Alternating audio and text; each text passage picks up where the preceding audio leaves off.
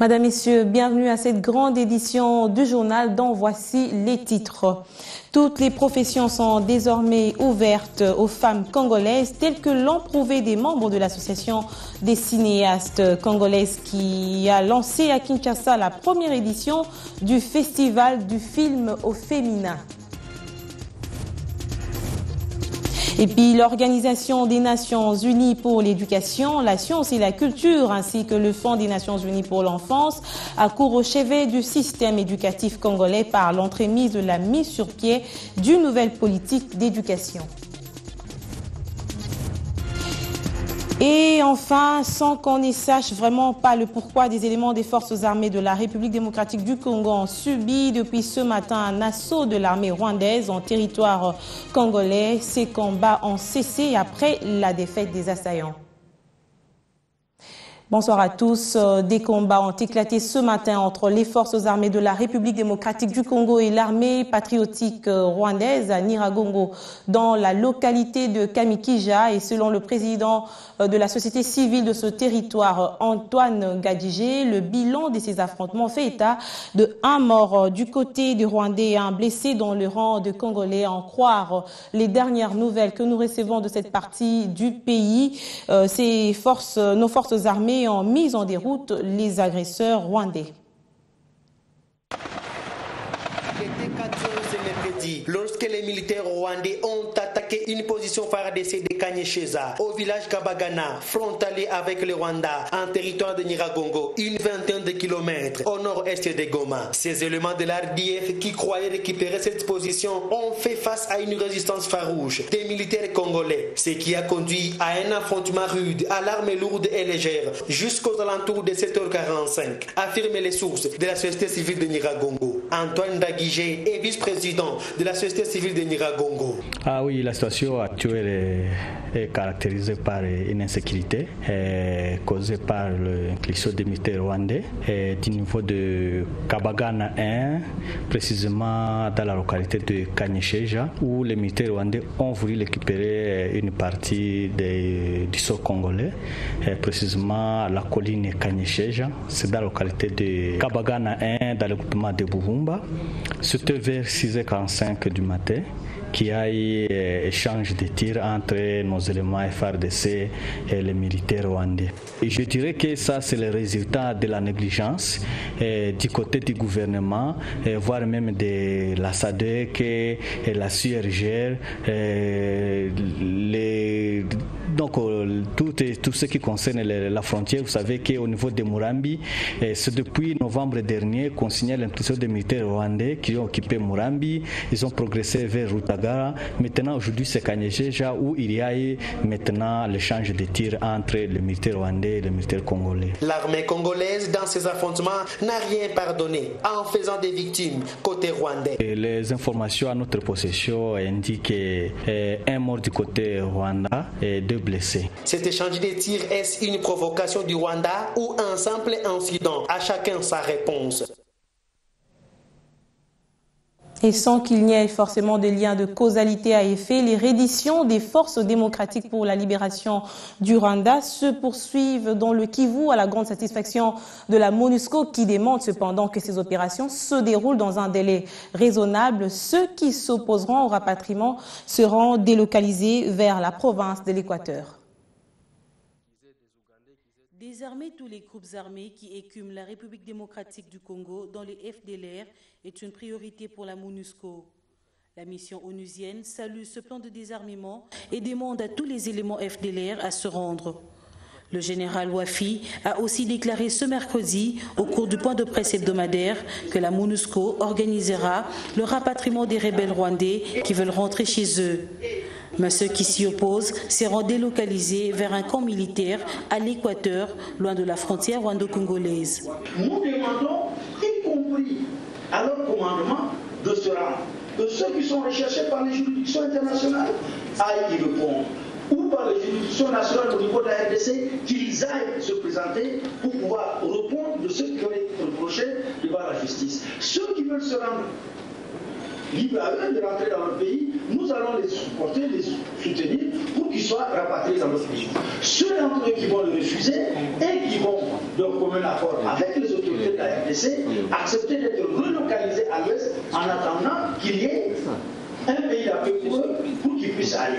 Quant à l'accrochage qui s'est produit ce mercredi matin entre l'armée congolaise et rwandaise à la frontière entre les deux pays, la MONUSCO ignore la gravité de cet incident mais affirme que la situation est calme. Nous allons à partir de Wallon. Voilà, oublions un moment les bruits des bottes pour nous rendre à la primature où se sont présentés des investisseurs américains membres du groupe de Corporate Council en Africa. Ces hommes d'affaires trouvent que la République démocratique du Congo offre des véritables opportunités d'investissement de nature à bénéficier à la politique de gagnant-gagnant, comme quoi la première économie mondiale frappe à la porte de la République démocratique du Congo. Le bon climat des affaires en République démocratique du Congo porte déjà ses fruits. La présence en RDC des 14 investisseurs américains en est pour preuve. Une délégation des hommes d'affaires membres du groupe de Corporate Council on Africa ont eu une séance de travail avec le chef du gouvernement pour chercher les voies et moyens d'investir en RDC. Nous sommes engagés à entreprendre beaucoup plus de missions d'affaires en RDC. And to be a bridge between pour que nous fassions un pont entre la République démocratique du Congo et aussi la communauté des affaires des États-Unis afin de faciliter d'autres venus, d'autres partenaires et aussi faciliter la création d'emplois en RD Congo. La République démocratique du Congo connaît ces derniers temps une croissance économique impressionnante et c'est le moment propice trouvé par ces hommes d'affaires américains d'investir. Donc je pense que tout à fait, on est, comme je le disais, dans un schéma qui est vraiment favorable. Il y a beaucoup de choses à faire. Donc c'est vraiment, il y a plein de secteurs de l'économie, tels que l'ensemble des ministres. Monsieur le Premier ministre, son Excellence le Premier ministre, l'ont mentionné. Donc c'est vraiment un moment clé pour le pays. Et donc je pense que c'est une opportunité intéressante pour un certain nombre de groupes, dont Boeing. Ce geste posé par les investisseurs américains prouve à suffisance que l'appel du Premier ministre aux investisseurs internationaux lors de la cérémonie d'ouverture de la Semaine française a été bien capté.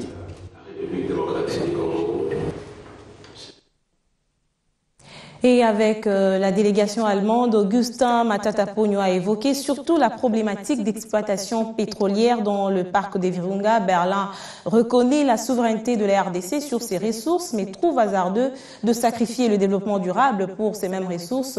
L'Allemagne et pour le respect de l'environnement. Le compte-rendu nous est donné par Laudia Rolf, il est vice-président du Parlement allemand. Suivez. Oui, tout d'abord, je voudrais dire que ce qui est vraiment très très bien, c'est qu'on a pu parler de façon très ouverte et franche avec le Premier ministre et les différents ministres que nous avons vus, le président de l'Assemblée nationale ainsi que le président du Sénat. Et nous avons évoqué le sujet du parc des Virunga avec toutes ces personnalités. Et il existe une résolution qui a été votée par le Bundestag, par le Parlement fédéral allemand, qui dit que nous voulons vous soutenir votre gouvernement, vos responsables, votre population pour sauvegarder ces immenses richesses naturelles, richesses qui sont inscrites au patrimoine naturel mondial de l'UNESCO pour ces plantes, ces animaux. C'est la deuxième forêt tropicale du monde, donc d'une grande importance pour la protection du climat mondial. Et mettre en danger cette richesse par le forage pétrolier de la société Soco, en fin de compte, cela pourrait coûter très cher. Laudia Rolf est donc vice-présidente du Parlement allemand. Contre vents et marées, le processus électoral se poursuit. Les accréditations des observateurs pour les élections municipales, urbaines et locales prévues en 2015 débutent lundi prochain. La Commission électorale nationale indépendante qui se montre désormais plus que jamais déterminée à gagner le pari des élections. Hier déjà, la centrale électorale a procédé à la réception et au traitement des dossiers de demande plan des accréditations, les conditions sont simples pour tous les observateurs électoraux. Pour les Congolais, il suffit juste d'être muni de sa carte d'électeur, les mandats dûment délivrés par l'organisme ou association et enfin 2 photos passeport.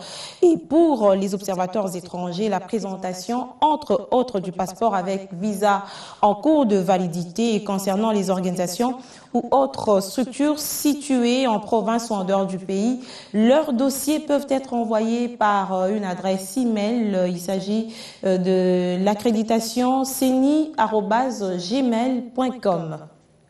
Le gouvernement, l'UNICEF et l'UNESCO viennent de mettre sur pied une politique nationale de l'éducation au terme d'un atelier sur le rapport d'état du système éducatif national en République démocratique du Congo tenu hier à Caritas. Des experts nationaux et internationaux se sont réunis autour du ministre Maker Mwangu Famba, que je vous invite à suivre avant la représentante du Fonds des Nations Unies pour l'enfance. Le RESEL nous apporte la preuve, puisqu'on avait besoin de savoir que le système éducatif de RDC est très résilient en réalité, parce qu'on nous parle beaucoup de résilience, de transition, développement humanitaire, et on voit que en 10 ans, les indicateurs de couverture, d'accès et d'achèvement ont plus que doublé et sont supérieurs aux moyennes régionales.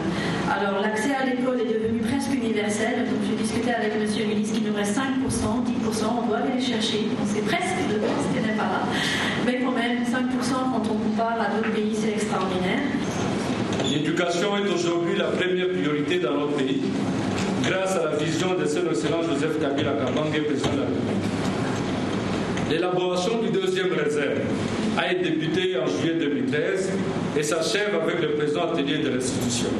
Il faut dire que le travail dont les résultats ont été présentés est le fruit de la mise en commun des efforts de l'équipe nationale, de l'équipe du pôle de Dakar UNESCO et de l'équipe de l'UNICEF. Le gouvernement tient à rassurer que le réserve ne sera pas un document pour les archives de nos ministères. Bien au contraire, toutes les mesures nécessaires seront prises pour que les résultats soient utilisés et que les pistes d'intervention politique soient traduites en stratégies d'action concrètes à mettre en œuvre. De même, le gouvernement prendra les dispositions utiles pour préserver les acquis du système éducatif actuel. Éducation et administration, cette fois-ci, la méthodologie pour la gestion de la base des données issues des opérations d'identification biométrique des agents et fonctionnaires des secteurs décentralisés fait l'objet d'un atelier ouvert aujourd'hui à l'hôtel Sultani. L'on espère qu'à l'issue de ces assises, le nombre de fonctionnaires sera mieux maîtrisé par le pouvoir public. Le processus de maîtrise de l'effectif des fonctionnaires de l'État amorce une seconde étape. Après la bancarisation, le ministère de la fonction publique veut réactualiser les fichiers. La première démarche visait justement l'analyse de l'opération d'identification biométrique des agents et fonctionnaires. Et pour plus d'efficacité, l'atelier de restitution et de validation de la méthodologie pour la question de la base des données s'intéresse d'abord au secteur décentralisé. Ce travail étant fait, il fallait nécessairement qu'il y ait d'abord une mise en commun, sachant que ce recensement a eu lieu après, à la suite du recensement général. Il est nécessaire qu'on puisse faire une synchronisation de données, de façon que lorsqu'on va transférer les charges, que les données qui sont transférées soient conformes aux données qui vont être gérées, c'est-à-dire aux données qui vont être partagées. Le choix de l'organisateur de l'atelier à travers le projet de renforcement de capacités en bonne gouvernance est aussi significatif. Nous venons pour assister à la restitution et la validation éventuelle des travaux du consultant que nous avons recruté au terme des opérations de recensement biométrique des agents et fonctionnaires de l'État relevant des secteurs décentralisés. Et cela s'est déroulé dans 4 provinces, dans 3 provinces, le Bandundu, le Katanga et le Sud-Kivu. Bandundu partiellement, et prochainement nous comptons nous déployer au Kasaï-Occidental. D'où le motif de valider un logiciel qui va nous aider donc à traiter les données des recensements qui ont déjà été faits et avoir déjà un modèle qui nous permettra donc de maîtriser les opérations à venir au Kasaï-Occidental.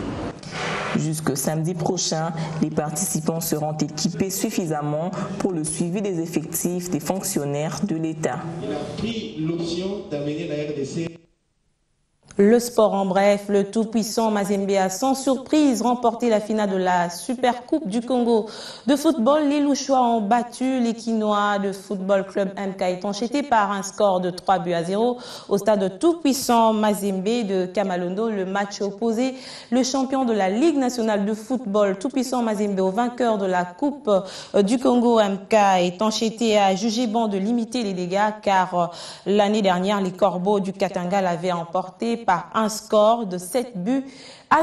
On va se séparer par cette note sur le 7e art en République démocratique du Congo. Je vous le disais à l'ouverture de ce journal, la première édition du Festival du cinéma au féminin a démarré hier à l'Institut français de la Halle de la Gombe. Elle captive déjà les Quinois. Au cours de cette soirée, l'organisatrice, l'Association des femmes cinéastes congolaises, a présenté un programme qui a accroché avec la projection des films réalisés par des Congolaises. Suivez.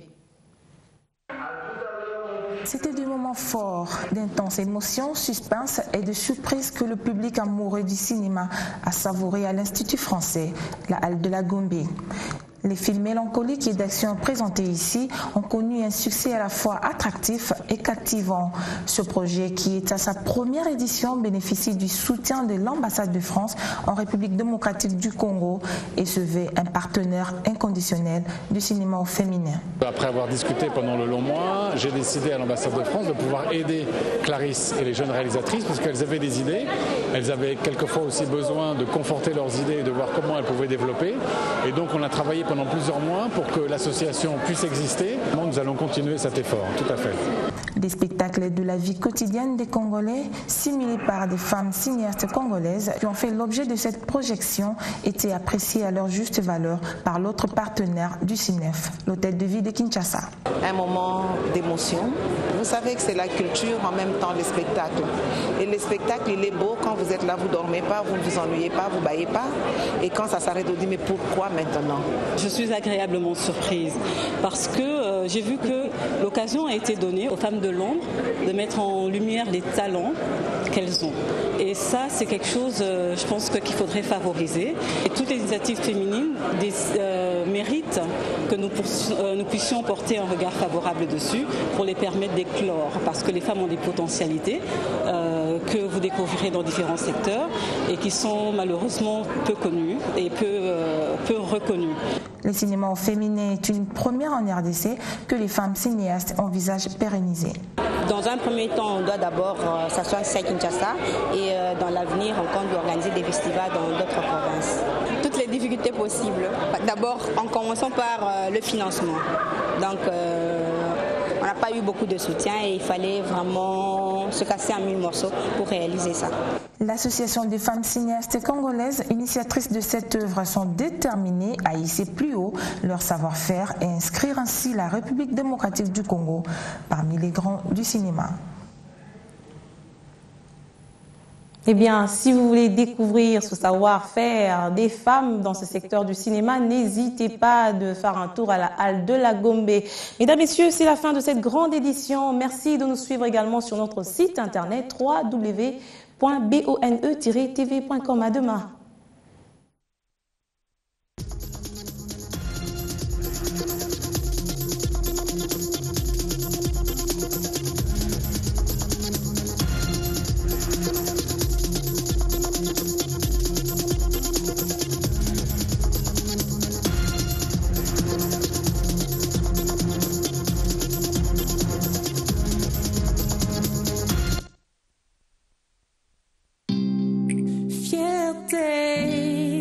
Dignité, oh na, yeah. Biso, bona kongwe bonga ezo senga se biso, bona kongwe changer ezo zela se biso, yonangana ye, biso, biso biso, biso biso, debout congolais, demain nous appartient. Main dans la main, ensemble à jamais. Debout congolais, demain nous appartient. Main dans la main, les reflets d'un Congo qui avance.